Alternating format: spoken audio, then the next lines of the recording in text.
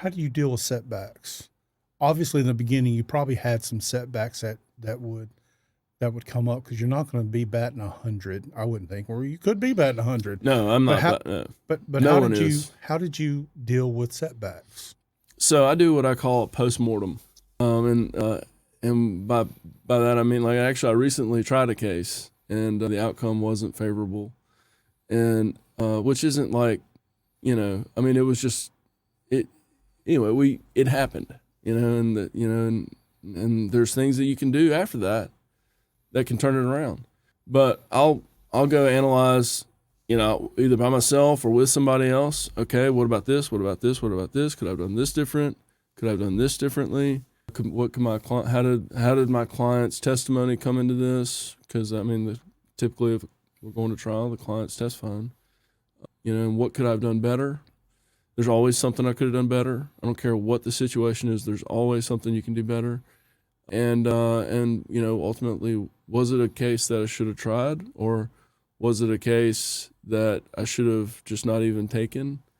And sometimes there's cases that we sign up or we represent people on that it's not good. It's not a good fact pattern. It's not a good situation. And so, and the idea is to do as little of that as possible, and to zero if possible, right.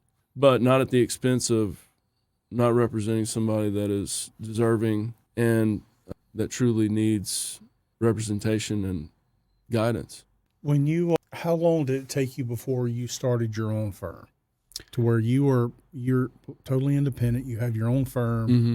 Day one. Yeah. So you still relied on your uncle for advice, and I'm sure other people for advice. But day one, you're out there on your own, trying to hustle, find clients, and represent them the best way you know how. True. What? And these are going to be some assumptions, so if they're wrong, please correct me. I'm assuming there's no boilerplate path that you can stamp on a workman's comp case or a personal injury case in an auto accident.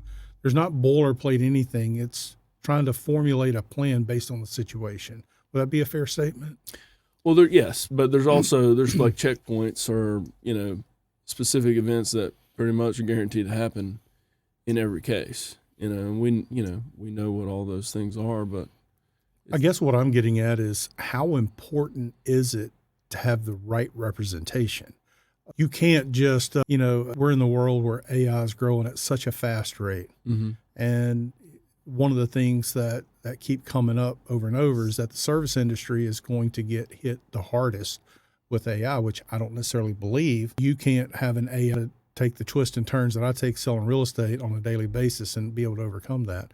And I don't think from the standpoint of personal injury, you'll be able to have someone that can come up, says, hey, this happened. We should cut you a check for this based on these things. How important is it to have that attorney that really knows what's going on, how to analyze a case? So I think I think AI is never going to be able to replace a litigator ever. And I'm a litigator. Now AI maybe could play with title insurance, sure. And what not what you do, but what closing attorneys do. It could play with what banking attorneys do and transactional lawyers do. It could have an effect on. I'm trying to think other areas. Contract lawyers that draft contracts. I mean, it's gonna specific task-oriented things with, especially transactional. I got to be thinking, if I was a transactional lawyer, I'd be thinking, okay, how am I going to protect my business with this stuff? Because all that is just kind of plug and play to begin with.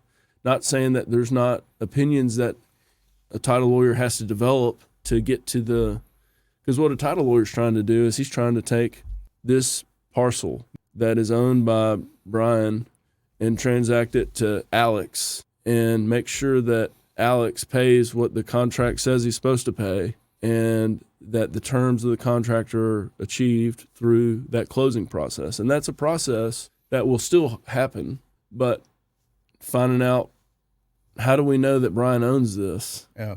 Okay. And who owned it before Brian and who owned it before him, And who may have liens still outstanding against. who has a lien on it. Yeah. Where, how do we make sure those liens were satisfied? Because what happens a lot, and this is where the lawyer part comes in, what happens a lot is sometimes there can be some liens or some stuff that's hanging out there that was never canceled, and like the bank has been sold or closed or whatever that initially filed that lien. And so the lawyer has to be there to either figure out how to wipe that slate clean for Alex, or he has to make a decision, and so from that, then there's certain things that lawyers can do in that regard that I think will probably never go away totally. Right. But can have some impact down the road on some level.